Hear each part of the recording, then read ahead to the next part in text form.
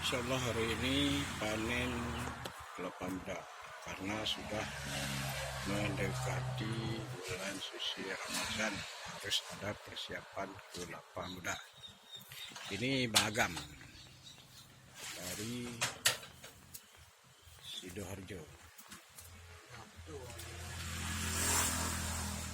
Ini becak untuk mengangkut kelapa muda.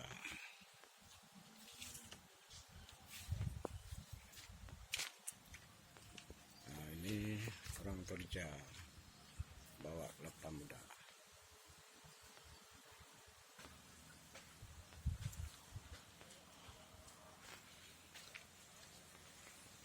Ini kelapanya yang belum dipetik dari batang.